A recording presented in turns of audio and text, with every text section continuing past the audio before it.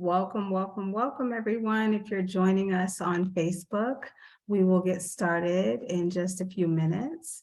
We're just waiting for others to trickle in. And while you're here, just go ahead and drop in the comment section where you're joining us from. We'd like to know where our viewers are joining us from today before we begin today's program.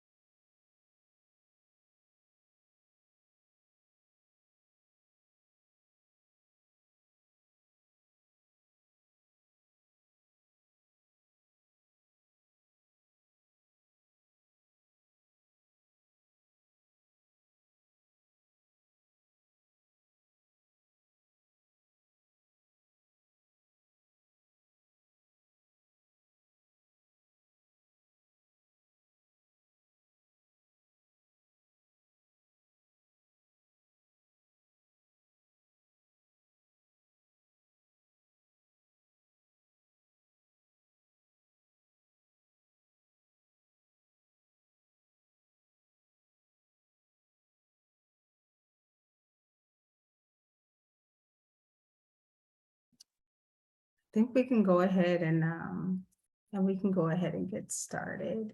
Looks like we have Joan joining us from North Dakota. She said they received 16 inches of snow in the last 48 hours. Wow. Welcome, Joan. I hope you're staying warm. Thank you so much for taking time out of your schedule to join us today. And I guess I'll get started. So welcome everyone for joining us today.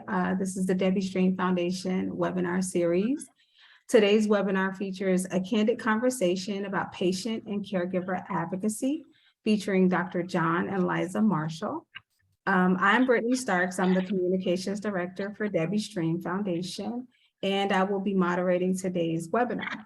So before we begin, I want to do some housekeeping and acknowledge our sponsors, as well as share some information about Debbie Stream Foundation for those of you who are not familiar. So thank you to our generous sponsors who made today's program possible. Platinum sponsors Amgen, Daiichi Sankyo, and Merck. Silver sponsor Bristol Myers Squibb, and bronze sponsor Seagen. Here are just some stomach cancer facts for those who may not be aware. So this year, nearly 30,000 Americans will be diagnosed with stomach cancer. Stomach cancer is the second leading cause of cancer deaths worldwide after lung cancer, with a dismal 5-year survival rate between 20 and 30%, depending on the country. And many patients are asymptomatic during the early stages of stomach cancer, which leads to late diagnosis. So Debbie's Dream Foundation is dedicated to raising awareness, advancing funding for stomach cancer, and providing education and support internationally to patients, families, and caregivers. Our ultimate goal is to find a cure for stomach cancer and make that dream a reality. You can learn more by visiting our website at debbiestream.org. So pictured here is Debbie Zellman, the founder of Debbie Stream Foundation, and she was diagnosed with stage 4 stomach cancer in April of 2008, actually April of 2009. She had no risk factors and only vague symptoms. At the time, she was told that her chance of being alive in 5 years was only 4%. Debbie founded DDF in April of 2009 and dedicated herself to helping others with stomach cancer by raising awareness and providing resources and education. Simultaneously, she endured harsh chemo regimens and targeted treatments and experienced many recurrences. Unfortunately, Debbie passed away in December 23rd, 2017, at the age of 50, after a 9.5-year battle with stomach cancer. As an organization, DDF continues her important work and legacy. And here are just a few milestones that DDF has been able to accomplish in the past few years. So we've achieved 32 chapters across the US, including Canada and Germany. Our PrEP program helps patients and their families and caregivers match with survivors and caregiver mentors using disease-specific criteria, including stage, biomarker, and location. And we host educational webinars and symposia year-round, and our website contains in-depth information about stomach cancer. So we also are very proud to share that we have provided $1.45 million in research grants to date.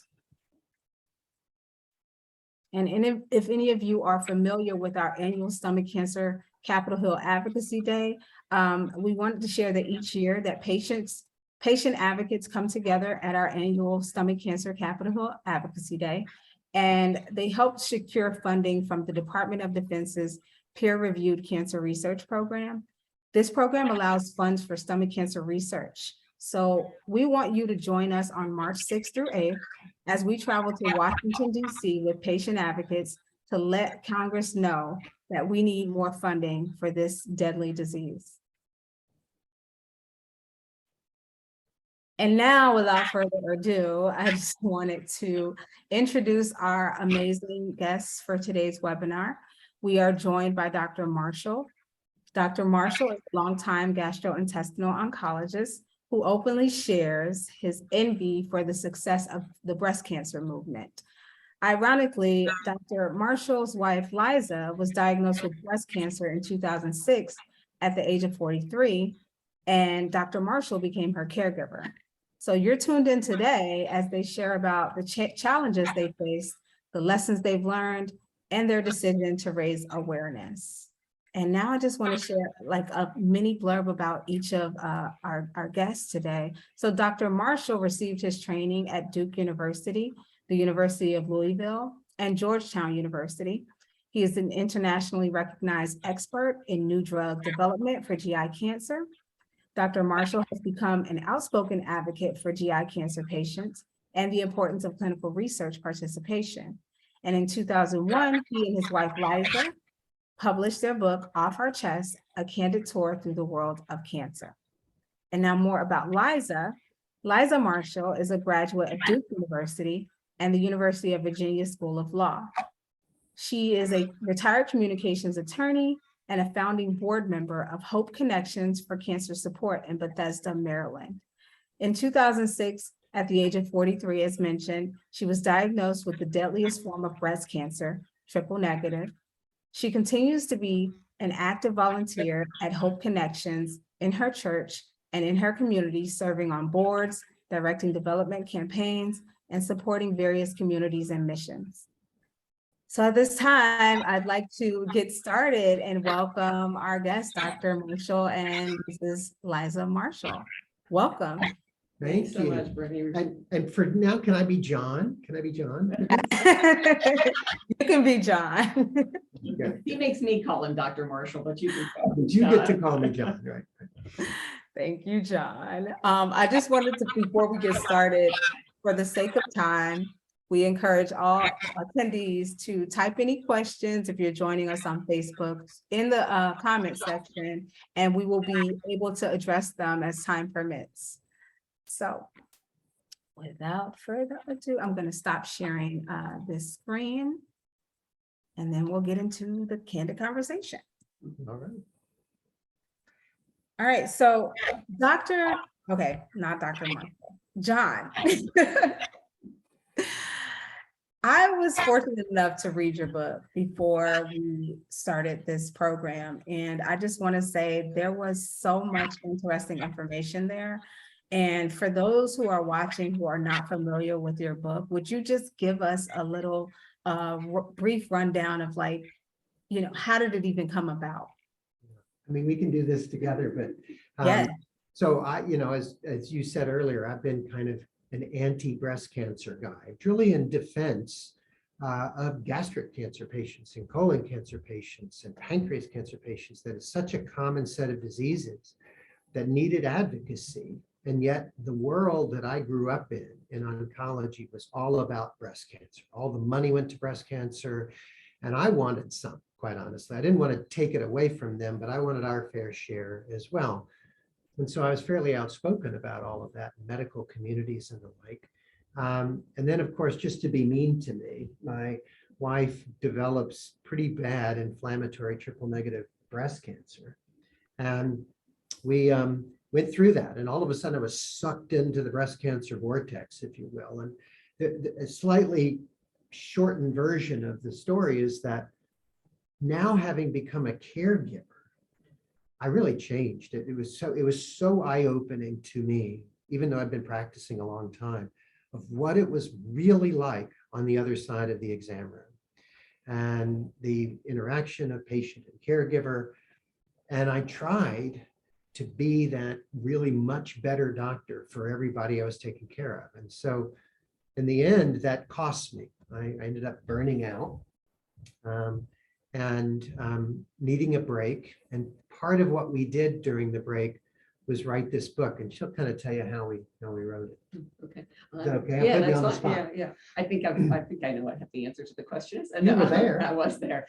So we were very fortunate to be in Oxford, England, through a program with Georgetown University. And we basically we developed a schedule for ourselves, which involved us writing separately. And so I stayed in the flat, John went to the library, but we wrote really our own stories. Without discussing it with each other. We spent the afternoons together, but didn't really converse about what we were doing. We just both laid it out there. We had a friend who had suggested that we write the book. And so we were sending everything to her every day or every week. And so she was seeing an arc develop, but we really weren't. So when we came back, we worked with her to interweave our chapters. And, you know, we had different perspectives on a lot of things, although, you know, obviously a lot of crossover. And anyway, it came together. Am I missing? Okay. So, and it was published, as you said, in May of 2021. And we've been speaking to people ever since. We learned so much, I think, through the writing process. And, you know, we both, you know, it's called off our chests, obviously, for the obvious physical reason, but there's also the emotional reason of having, you know, we didn't keep a blog or do anything like that at the time. So I think we both had a lot to spill. A lot got cut and left on the, as they say, on the cutting room floor, because it was way more than anybody really wanted to read. But it was important for us, I think, to get that out. And you know, every time we do one of these events, I think we learn something new about our own perspective, about other people's perspectives, and how those fit together in trying to improve cancer care for everybody. And it really it was therapy for me, and I needed the therapy. And it was just, as Liza was saying, we got stuff off our chests to each other that I think 15 years earlier we couldn't have and maybe shouldn't have. And so as people read this and they're still in the thick of it, and obviously Liza didn't die, and so many of our patients do. And so, but if you're in the thick of it, this book can be helpful. It also can bring up a lot of feelings that people have and maybe have suppressed at the time, things that you can't really say out loud to each other when you're in the heat of the battle. You can think it, you can feel it, but you can't share it because it's almost too much. So it has all of that in it, but it also is meant to be kind of a guide of what it's like to get cancer from both sides, all three sides, if you will, the healthcare team, the caregiver, and the patient. And I'd like to interject. There is some funny stuff in it Funny. too. It's not. There is some funny stuff in it. There's a couple of sex scenes that my children wish weren't in the book. So, but don't read it for that. It won't. I'm very disappointed. Yeah. No, I could definitely pick up both your personalities as I was reading the book. So I definitely did feel the humor as I was reading, especially when it came to how you talk to your kids about it sometimes. Yeah, so I definitely can appreciate that. So I'm gonna go back and forth with the questions. I'm gonna start with you, John. So you've been pretty vocal about your envy regarding breast cancer, the whole movement. As a GI oncologist.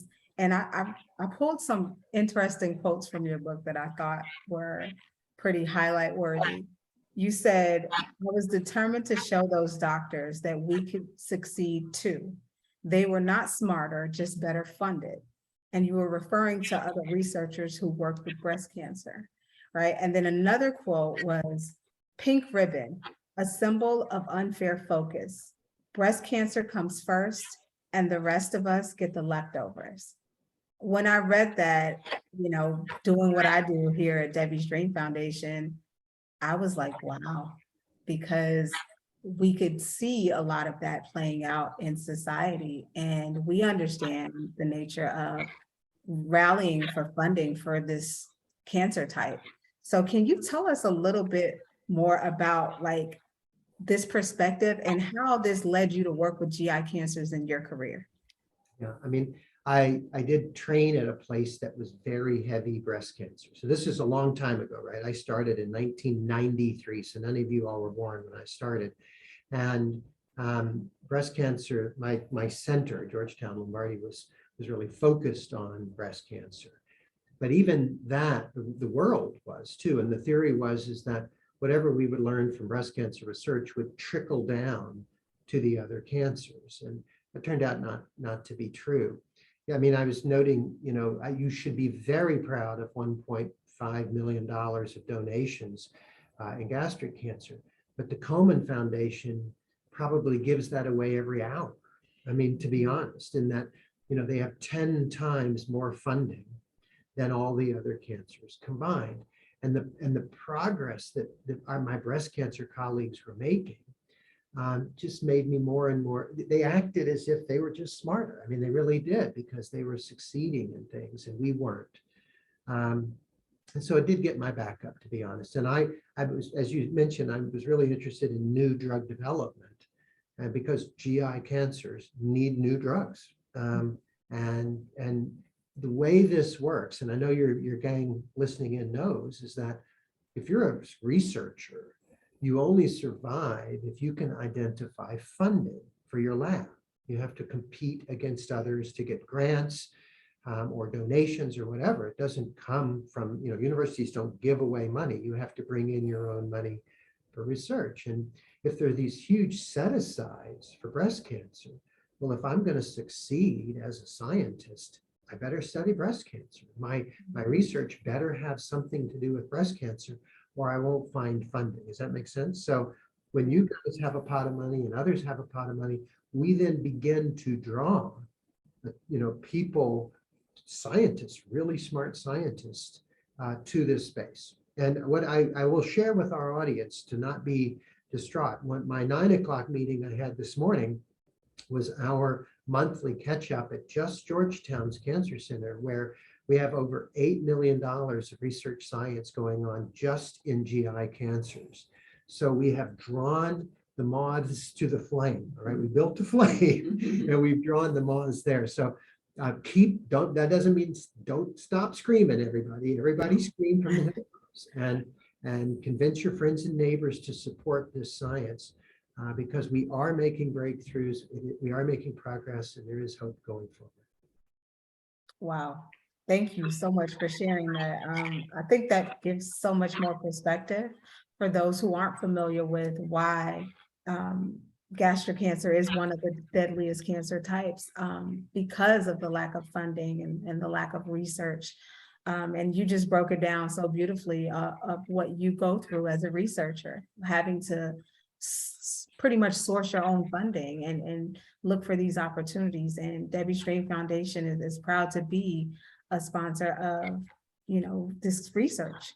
That's the way that we're going to find treatment options to help patients, improve the outcomes, So thank you. The next question that I do have is for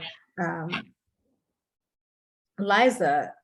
Tell us what that was like for you to hear your prognosis of having triple negative breast cancer, which you explained was spreading at the time. Yeah, so just when I was diagnosed, I had a biopsy. My breast had swollen. I didn't present in the usual, what I perceived as the usual way. I was doing my monthly breast exams, didn't find a lump, but had this strange symptom.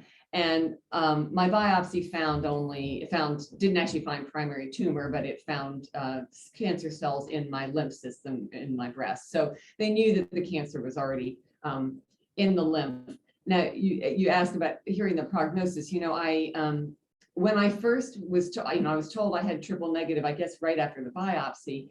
And I didn't know, I had never heard of that. I mean, I had, and I actually knew about the other ones. I had heard about ER positive and PR positive and HER2 and that type of thing, but didn't know what that was.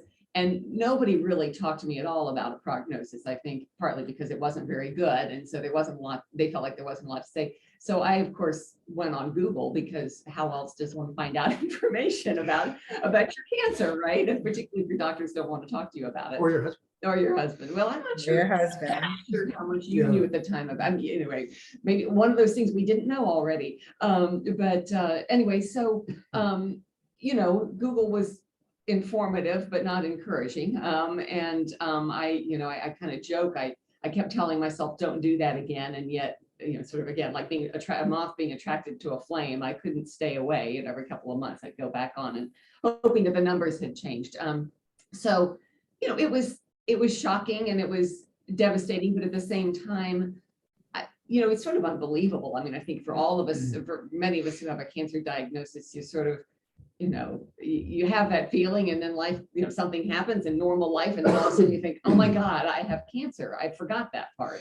And it's nice when you can forget about it, but obviously once you're in treatment, it gets harder and harder because there's sort of constant reminders, not only of the treatment, but the side effects as the days go by. So, I was really, really lucky that I had John. And I mean, not only as an oncologist, but also as a caregiver.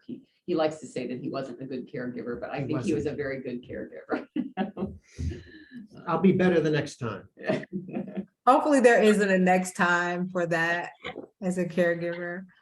But Dr. Marshall, to Liza's point, what did that feel like?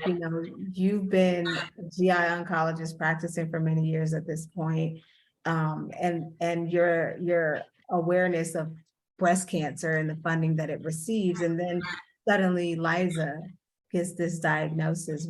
Tell me, where are you in your process when this is happening? I really struggled with it, to be honest, is that we doctors, our brains race to the dark places very quickly.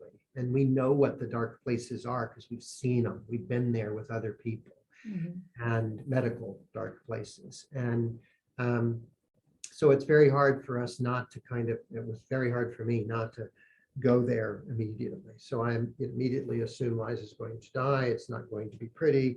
It's going to be soon, all of those things that go through one's head. Everyone on this call, I know, understands what it means to have your life change on a dime with one of these diagnoses. It never really goes back. It gets better, but it doesn't go back. So your life changes from that point on. And for me, in order to sort of keep being a doctor and a dad, and now a new job as a caregiver, honestly, I had to do a lot of boxing off of emotions. I had to sort of, and this is the way many patients and caregivers deal with it. They just plow ahead. What's the work that needs to be done today to keep the family going, to keep everybody okay? It does not go there. So, and I really needed to keep it in this box. I mean, I knew it was in there, and every now and then I'd peek in the box. I don't think I ever really opened the box, but so that was the way I had to deal with it.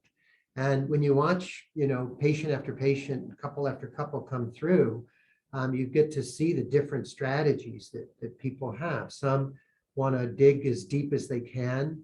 I bet a lot of your audience wants to know as much as they can know, so that they can feel like they're driving, they're in the front seat. Whereas others don't want anything to know about it. They don't want to think about it. They want to keep their head in the sand. They'll do what you tell them, but they don't want to think about it very much. And sometimes the two don't agree. The patient and caregiver don't agree on how best to manage it.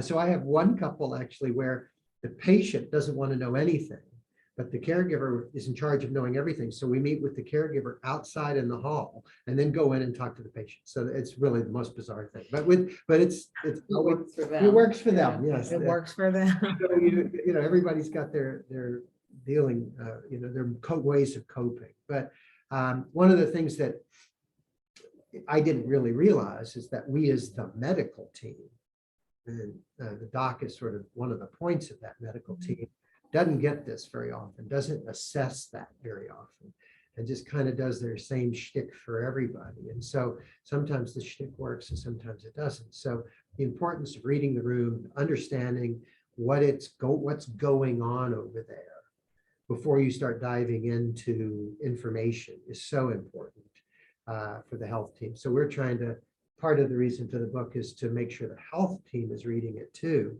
so that they understand better about the folks that they're trying to help. That's a big point that you made. Many people in our community, we get calls all the time as a foundation where people will say, I've just been diagnosed and they just gave me a bunch of information and I don't know what to do with it. Like, this is terrifying. What do I do? Like, how do I prepare for any of it? And so that is a big point. That's what I took away when I read your book, that it was really like a study guide for practitioners to, I guess, have an awareness of the gravity of the information, and also just assessing, like, what is this person able to understand about this right now? And is this too much? Like, how much is too much? How should I deliver this information? And I can understand that, working in your field, that you have to compartmentalize, because sometimes you have to give that news that's not so great, but you have to be honest. Yeah, it's a balance. So get all your listeners to pick a book into their doctor and their healthcare team. Definitely, we're going to share more about the book at the end of the program. But so, Liza, I want to say that, like, something that many in our community can identify with is the prognosis and statistics that you face being diagnosed with a more aggressive breast cancer type. So in gastric cancer, the statistics aren't great. And many patients can remove their stomachs if given the option, much like how you were given the option to have a mastectomy, right?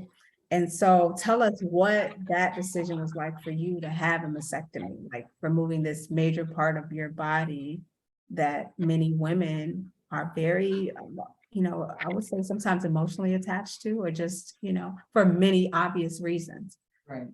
Well, let me preface it by saying I don't equate a mastectomy with removing one's stomach. I mean, I realize that those decisions are very, very different. And, that's not to say that a mastectomy is easy, as you say, for emotional reasons, but there's not much of a physical, so I just want to acknowledge that, because that's a much harder decision, I recognize, and the after effects are much more difficult to live with. So, but to answer your question, I mean, I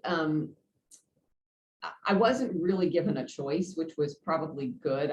Because the cancer was already throughout the breast, there was really no question that we were going to remove the breast. And in some senses, I mean, I think we all, we all think we'd like to have a choice, but sometimes it's nice not to have a choice. Yeah. I mean, nice may not be the right word, but it's a bit of a relief, maybe, that it's like, okay, this is just going to be done. Sorry. So it was, I didn't have emotional attachment to it either. I mean, John and I think I had the other one removed prophylactically about 7 years later or 6 years later.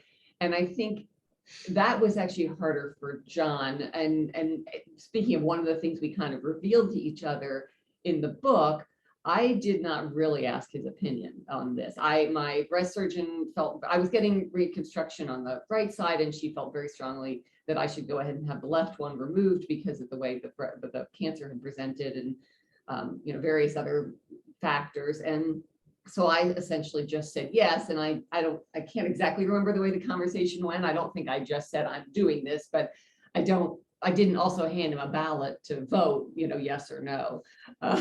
So, and I think that was hard for him. And I think I was inconsiderate in that. I should have, not that he would have told me I couldn't do it, but I think, it is recognizing that as part of a caregiving of a team, which you are. I mean, and you don't have to be spouses, but just the person who is taking care of you, that every decision has an effect on the people around you, whatever the decision is. And, even if it's just, well, I shouldn't say just, but even if it's the emotional ramifications of what you're doing, that's not going to be just you. The people around you are going to bear those burdens with you as well. So I think that for me is probably the lesson that comes out of that is recognizing that. And thank you for stating that the difference with the mastectomy versus a stomach. I do want to be sensitive to that as well. And to the point that you were making, a question came up naturally, having known a few patients that would call and say things like, why me? Like, why is my body betraying me?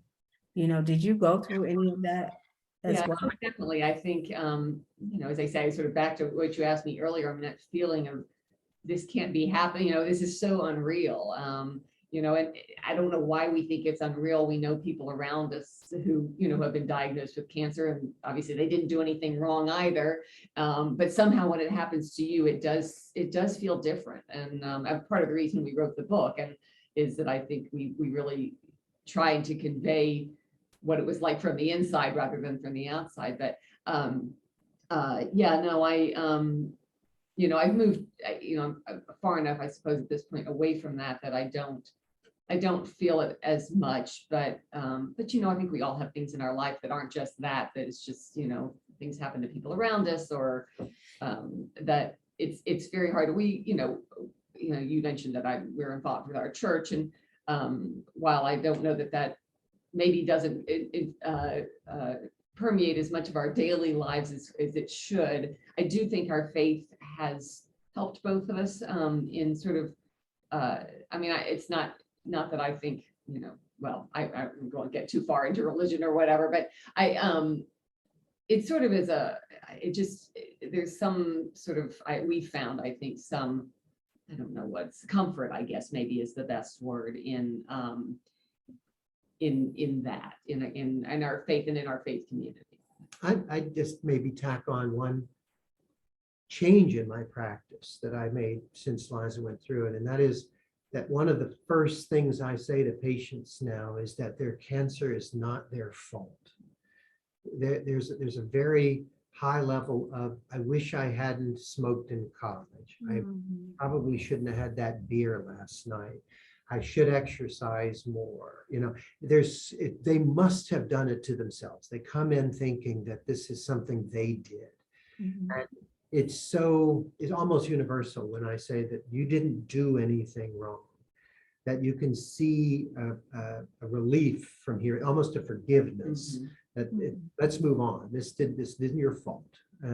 It's cards you were dealt, and we'll figure out the best way we can move forward. And kind of to your point. So it has changed me in that way. Thank you for sharing that. That's a good perspective to have, and then also to share in your own practice. I'm sure it does make a huge difference. Dr. Marshall, I had a question where you mentioned that you're really skilled at compartmentalizing, given what you do, the nature of your work, and having to break some devastating news to patients and their families. So tell us more about what that's like, and then what it was like to be in a similar situation and break the news to Liza. I think you said via phone in the book. Yeah. So, I think about like my day yesterday. I saw about 20 some odd patients yesterday. I also have some administrative roles, right? And when doctors are in, and then I had to come home and deal with some family stuff that's going on. And so when you're in with my 4 o'clock patient yesterday afternoon was a new patient with gastric cancer, actually. And it was a family that had been there. The mom was the patient. And, in order to really help them, and I had to get in with them, right? So I had to be in their space. I had to understand what they were feeling and incorporate them a little bit into me, right? So that costs me. It was a hard discussion. So then I walk out of the exam room, right? And so now there's somebody asking me something else. I've got to immediately close that box and move on. And then you get home at the end of the day and you realize you're carrying a lot of boxes full of stuff around your neck. And so, you have to unpack all of those at some point along the way. And one of the messages that we're sharing with the medical communities that we've been speaking with is that the medical job of taking care of cancer patients is hard. And if it doesn't cost us something emotionally, we're probably not doing it as well as we could. Then we should have been radiologists or pathologists or something else. And that's true for the whole medical team, the nurses, the front desk people, everybody who's there. We care. We actually care. It's why we do what we do. But if we care about, the same way a family cares 20 times a day, you can't keep that going. So there is a natural ability, skill set that we need to, it's not acting, it's actually, you have to feel it, but then have to get back out of it and say, well, that's theirs, and this is, and I'm back to. Mine. So, but the worst thing we have to do is give people bad news. We hate it, we hate it, we hate it, okay? I already know for next Tuesday's clinic, some of the bad news I've got to get for next Tuesday. Patient probably knows too, because they're logged into their port, but nonetheless, you all know how that goes. So the way this went 15 years ago is that I was going through my paperwork on my desk and I got in error copied on Liza's pathology. I happened to be talking to Liza. It was the Monday of Thanksgiving week, so everybody knows how busy that time of year is. I had this breast cancer pathology report in my stack. I'm on the phone with Liza as we're trying to coordinate the week ahead. And I said, you had breast cancer. Good phone side manner for sure. But yeah, I got to be the one that told her. It wasn't much fun. I was fortunately immediately rescued by my partner, who also had gotten her pathology report, comes to the office, essentially takes the phone away from me. And then on that moment that was the moment change for us. And that's also when I got my promotion to caregiver. Gotcha. Thank you so much for sharing that perspective. And was there like an unspoken pressure as her caregiver, knowing what you knew and just having worked as an oncologist? I think this is where I feel like I didn't really do the job as well. I mean, we have this difference of opinion on how good I was as a caregiver, is that the classic caregiver takes notes, asks questions, cross-examines, make sure everything goes smoothly. Does all the online research for the patient. Yeah, does all that. Yeah. Does the Googling first before, and it sort of manages the team, if you will.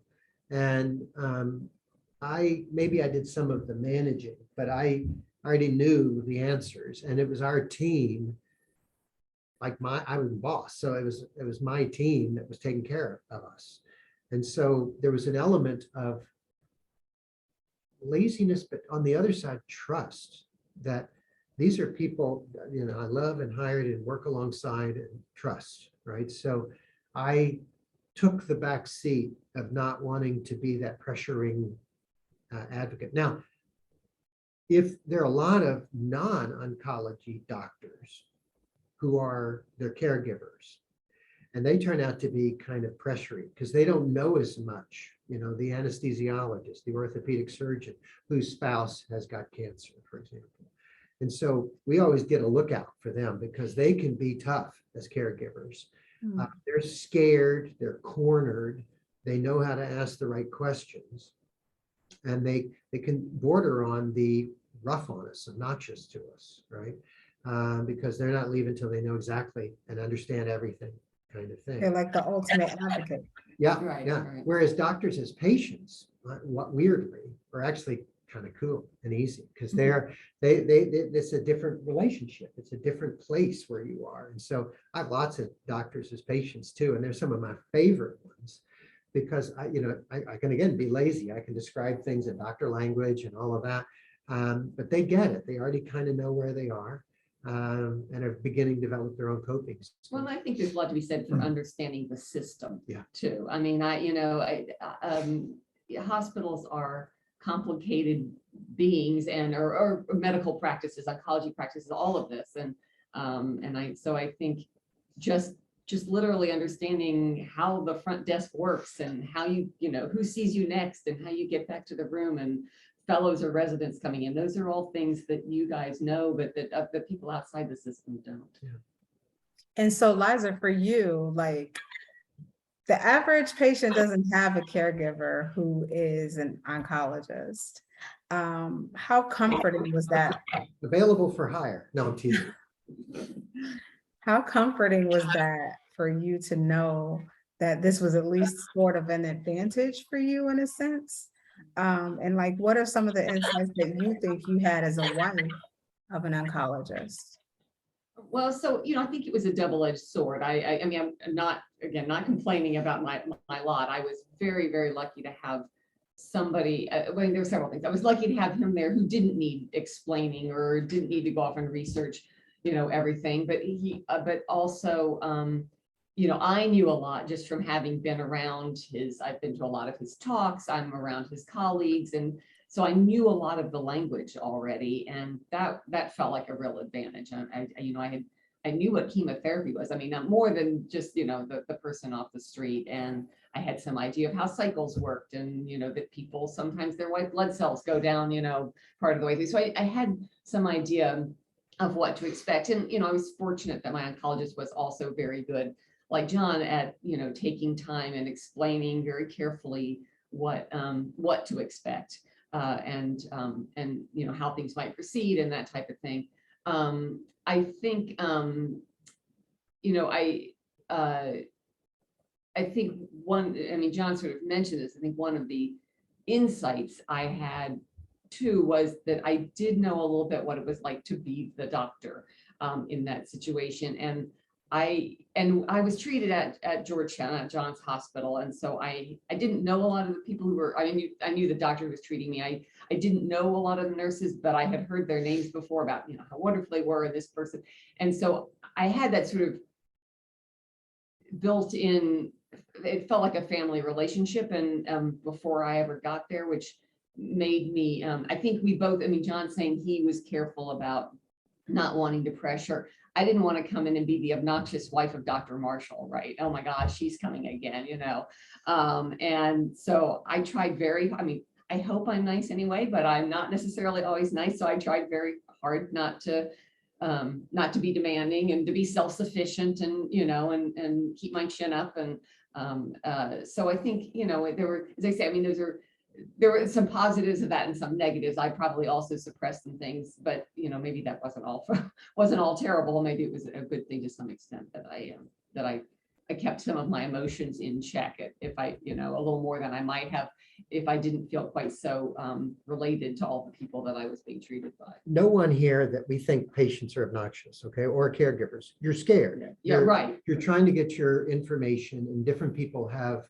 abilities to communicate, and they're doing the best they can. Everybody's doing the best, and we're doing the best we can. And sometimes we gel perfectly, and sometimes it's rough. One of the themes or one of the lessons we learned too, back to this concept, is just how much privilege we have, and how cancer care, maybe any healthcare, is different based on your level of knowledge, privilege, etc. And so there's a new project that we're involved in just more recently, and it has to do with two sides of Washington, D.C. And depending on your zip code in Washington, D.C., and this is actually a GI cancer statistic, that your survival is more than a year different depending on where your zip code is, your home zip code. And that has everything to do with socioeconomic access. Okay, it has nothing to do with genetics, nothing to do with the biology of the cancer. It is all of, can you work the system? Can you get to the system, and can you work it? And we are like, our experience was the ultimate of that. We never called to make appointments. They were made for us. We never had to ask extra anything. It was people, we got red carpet everywhere we went, not having even asked for it. And we were grateful, incredibly grateful for it. But we had to also, on the flip side, recognize it may be why Liza's not dead. Mm. And so how do we, part of the burnout piece of this, I've learned a little bit how to be healthier about all those things, but is how do we provide closer to that level of care? I recognize we can't give everybody that level of care. Our system will not permit that. But how do we get closer to that for as many people as we can and improve outcomes for all of our patients? And actually, I think this is an incredibly important point for GI cancer patients, because often the diagnosis is a bit later. The kind of infrastructure is not there. The multidisciplinary teams aren't as ubiquitous for GI cancers as they are for breast cancer, for example. So we really need to make sure and try and bridge that gap, a project that Liza and I are currently working on in the DC area. That sounds like a pretty important project. And to your point, Debbie Stream Foundation, we've been doing some work with health equity because we recognize the disparities and we look at the community that we serve, and it's very diverse. But there are healthcare disparities among minority populations, and it's for the very reasons that you mentioned. So at some point, maybe in the future, we'll have another interview about your project that you're working on, because it sounds really important. And one of the things we took away from our education on health equity is that it's an aspiration. Like you mentioned, you know, the system in and of itself, is it really possible, if we're honest about it, to sustain, you know, making everything completely equal across the board? And it's, you know, as it stands, it's probably not realistic. But again, it's very aspirational and it's very important work. So thank you for sharing that. And I wanted to ask a specific question in relation to genetic testing, because that's something that we speak of in the gastric cancer community, the CDH1 gene or the BRCA gene that could lead to breast cancer or gastric cancer. Tell us about your family history, and was genetic testing something that either of you considered given your family history of cancer? Yeah, I did do genetic testing when I was first diagnosed, because triple negative is what people who have BRCA tend to get. And I was 43, and my grandmother had breast cancer, but she had, anyway, she only had one child who was my father, and there wasn't an indication that there was any genetic issue, but that I was at least in that zone that we needed to check. So I did genetic testing then, and I actually redid it, I guess, during the pandemic, I think. So in the last 3 years. And I think that's an important thing to recognize. I actually have been involved with a group that's trying to educate people around biomarker testing. And that's one of the big points is, you know, that they're finding new things all the time. And so it's important. Doing genetic testing once is not the only answer. I mean, that your things can change over time, that more discoveries are made. So I think we're both, I mean, and John is a huge advocate, I think, of testing generally, both tumor testing and. Yeah, we used to only test patients with a very strong tree, very strong family tree. And we recognized that we were missing people. And so we do a lot, and there are way too many young people getting GI cancers lately. And so almost all of those patients deserve a test to see whether it's something running in the family. But then you also, you know, related to that, cancers have different genes that make them tick. And so every gastric cancer patient must know their HER2 status, their MSI status, and their PD-L1 status, in addition to CDH1. Mm-hmm. So those are routine tests now, just like ER/PR, HER2, triple negative is to breast cancer. Our gastric cancer, stomach cancer patients need to have a specific knowledge of their own genes, which is part of this project you're working on, is to make sure patients are advocating for themselves, because it's moving so fast.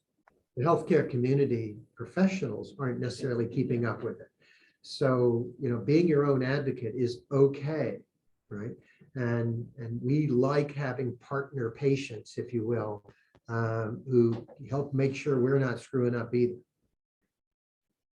Wow, thank you for sharing that. I know that Dr. Marshall, one of the things you talk about in the book is rebalancing of resources in our country, rebalancing our investments, make equal funding and support for all cancers. Talked about how $100 million is allocated to breast cancer research annually in the same budget as bombs and tanks. The argument was that it was a national threat. So any votes to cut it would guarantee defeat during election season. So tell us more about that and how you see better solutions and opportunities in the future of funding. Maybe you want to start. This is about funding and the idea of why all that stuff's in the DOD. Why is all that breast Yeah, cancer? well, money? I can't tell you I have done research on it. So I mean, we've had this discussion, and this is sort of more back to where you were at the beginning about John's, the fact that breast cancer was so is such a huge focus for the cancer community. And John and I had several conversations about this, and we've been, why is that? I mean, and one of my theories, particularly after reading The Emperor of All Maladies by Mukherjee, is that women's health for so long was ignored, and breast cancer treatment was so violent, honestly. And there was, they were cutting off literally a quarter of people's chests and taking muscle and ribs and all sorts of things that they didn't need to do. And then and so some of it, I think, is as the women's movement came along, there was this reaction to that, and to the fact that breast cancer wasn't really being, I think at that point, it was not really being paid attention to. And, I think as with many things, there was sort of this overreaction to that. And so then breast cancer became the only thing, we didn't just move it into line with everybody else. It had to move, way ahead.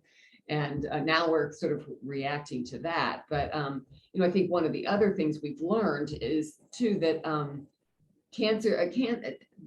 say learned, an insight we think we gained from somebody at an event who is starting a group that's, I think he had colon cancer, but it was just for men. And he said, men react very differently to, not every single man, but across, on average, their reaction is to go to their basement and watch television, and they don't want to know about it, whereas women tend to try to find a team and and support, and so I think that has also contributed to the fact that breast cancer has sort of finally had this, or not finally, that breast cancer has had this this sweep. But if you know, it's perfect. And then but the currently we're starting to make inroads with this. People are listening, and so if you look at DoD grants now, they are more balanced. So Pentagon budget grants are more balanced in terms of how they're distributed. Cancer moonshot budget, the stuff that's in front of the NIH, in front of Congress right now. So when you all go in March, to go up to the Hill, there's stuff there for us, for us, the GI cancer gang, and a recognition that this distribution is important. So we are succeeding. That doesn't mean back off. There is money there. Yeah, well, I would say I think the Capitol Hill advocacy thing is so important, because that is where so many of those decisions are made. And unless people show up at people's doors and say, I have this, and somebody in my family has this is important, and relate to people. I mean, I'm sure there are obviously lots of people who work on the Hill whose families have who do have other cancers, and they just building these communities is important. In this morning's Washington Post, there's a story on the new NCI director, who is a surgeon from Boston, and she is a GI cancer surgeon. She's fabulous. But the story, of course, the headline was that she had breast cancer. Right. That was an early stage, almost certainly cured of her breast cancer, as most breast cancer patients are. But that was the story of that. She knows now because she had this early breast cancer. So I just can't get away from it. I don't know. Well, if the journalist had taken a spin to say, oh, wow, this breast cancer patient is also a GI surgeon. So, that could have been an angle to educate on both, I mean, the real story, she's the first woman NCI director. So she had more a chance of getting breast cancer than anybody before. A 1 out of 9 chance of having had breast cancer. Wow. Well, listen, today has been amazing. You guys are sharing some really important information, very unique perspective. I'm very glad that we did ask you to come on to share your perspective because I think it does enlighten us from different point of views, like as the patient and as the caregiver, who also is a GI oncologist. So I just want to say on behalf of Debbie's Dream Foundation, we appreciate you. I want to check online and see if anyone had dropped any questions in the chat box on Facebook. Oh, you're awesome. I'm trying to multitask. You're just. Let's see.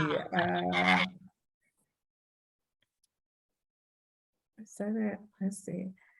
I don't know if there are any questions, but I did have another, there is another question. So you two have children that were mentioned and, shared about in the book. Tell us about how you navigated the journey with your kids and the wisdom that you can share with our community when it comes to that, because we did a workshop with children coping with the cancer diagnosis, of a parent perhaps. So you mentioned that the kids understood HIPAA laws, which I thought was a funny part, and that you kept things humorous. So tell us more about that. Okay. So, yeah, we tried to do it right. I don't think we necessarily did, but I'm not sure what right is. We talked to our kids the day I was diagnosed. They knew something was up. They got picked up by their grandparents from school instead of us, and so we needed to tell them something. And as you say, they knew a lot about cancer already, even though they were, I can't remember now, I forget how old, 10 and 13, I think. We then all just went back to our lives. I mean, they knew that, every 2 weeks I was in chemotherapy. They could see the days I didn't feel very good, but They wanted to do markers on her bald head. yeah. They thought the wig thing, we went wig shopping together. They thought that was fun, which was good. They made it fun. I mean, I think one of the things is that we really feel strongly about is including your kids in as much as you can. That doesn't mean you have to take them to every chemotherapy appointment or anything like that. But I think we tried to be honest with them and straightforward. They knew we were willing to answer questions as honestly as we could, but we also wanted to walk that line of not scaring them. And that's really hard to do. I don't know, I think we question now whether we should have been a little more forthcoming. They both were quite surprised when they read the book. And they both, I joke, our daughter said she's done therapy off and on over the years, and every therapist said, oh, you have these problems because your mother had breast cancer. She's like, oh no, it's not that. And she called us and said, I have to apologize to every therapist I ever talked to because I had more repressed issues than I realized. Might have been that. And our son decided to take it on his honeymoon, and then apparently he spent the whole week crying on the beach. So it's like, well, he was fun. He's a good crier. He's a very sentimental young man. So I say all that sort of jokingly because you say talk about we do treat it with humor, but they both, that we learned a lot from them listening to them talk about it now, and that we maybe weren't. Well, it's again hard to know. I mean, maybe we should have been more forthcoming with them. Maybe they weren't ready to hear it until 15 years later when we wrote a book. Yeah, and I just I take away from that advice to patients again, early advice is just tell one story. Don't have a different story for the kids and a different story for your friends and neighbors and work. Yeah, sometimes you can't. Sometimes the kids are not of an age to handle it or able to handle it, or work can't know because they'll, I don't know, be mean to you or something. But that's illegal. Just which is illegal. illegal. That's happening too. Anyway, you get the point. So, but a lot of people feel like they're protecting folks, but just managing more than one story, who knows what, is so stressful. You don't have the energy as a patient and a caregiver to do that. So tell one story.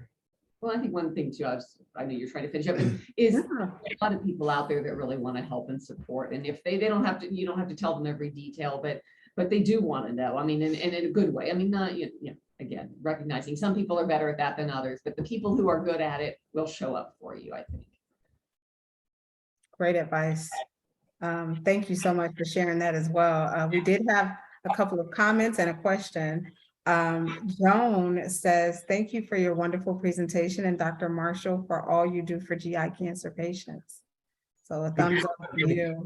And then we have Amanda Johnson. She says, do you find that people react differently, prophylactic versus cancer surgery, genetic versus environmental cancers? Do you think that people react differently? I don't really know why some people get cancer and some people don't.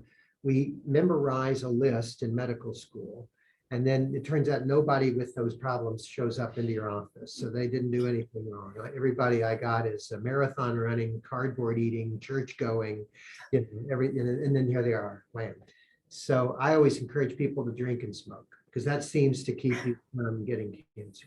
Don't do it, just but in terms of going and having a prophylactic surgery for something, I mean, that's back to Liza and the second breast and all of that, is that sometimes the anxiety and worry is enough to justify it. Now, it's one thing to remove a breast, it's another thing to remove a stomach. It's a huge deal, lifelong, forever deal to remove a stomach. Same is true for colons, pancreases, other things. So those are not decisions to be taken lightly, but it is the balance between worry and just being it behind you. So, but there's a lot of counseling and decision trees that go into that to make sure people who end up there are doing it for the right reasons. You made a comment in the book that I thought was really interesting. You mentioned that many of us will likely experience cancer at some time in our lives. Some of us have daily bouts, but then you ask the question, why do some people die of cancer while some never knew they had it in the first place? Is it luck, or do we have some control of our destiny? What's your take on that? I wish I knew the answer to that. We're trying to understand as fast as we can how to better control our environments, our cells, and how our body reacts to when our cells make mistakes. Through decades of living, billions of cells times decades of living, you make mistakes, right? Every now and then your computer program stops working. And that's what's happening in our cells. So is that a random event? Do they happen more often if we do certain behaviors? Is it environmental? In other words, not only what's in our air and the like, but and in our food, but what's in our microbiomes that we're just learning more about the bacteria in our GI tracts and in our mouths, et cetera. So I wish I knew the answer to the question, to be honest, but it's pretty clear those are the observations, and we want control. But you know, is it a car wreck that you didn't see coming and had no part in, or is it something that if you were a better driver, you could have avoided? And that's the point of the question, but I don't know the answer. Thank you. It's a question that we're all here collectively trying to understand, for sure.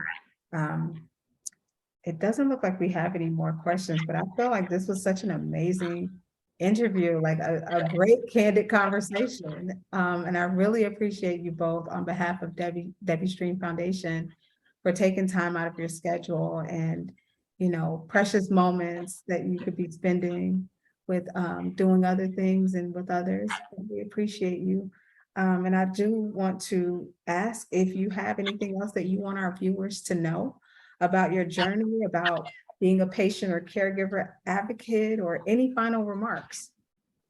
I think the only thing we do, like when we do a talk, we like to end, I think, on the note of sort of recognizing the blessings we have and then giving grace to the people around us. And we really hope that with the book, we, you know, have demonstrated that, you know, patients are going through a lot, doctors are going through a lot, and caregivers are going through a lot. And so understanding that about each other and trying to give grace to each other.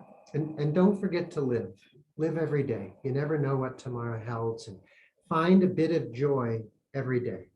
Wake up thinking, what's going to bring me joy today, and then make sure you get some.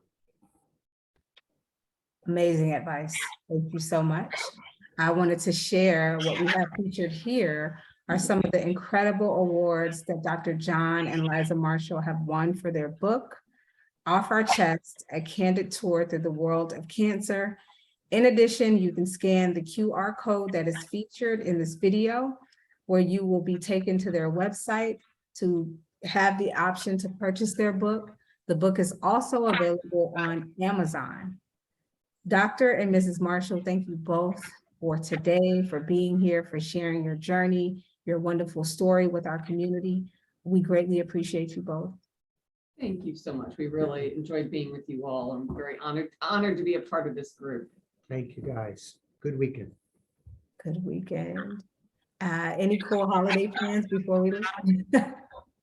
No, just quiet. Nothing. We hope the tree stays up. Yeah. Yeah.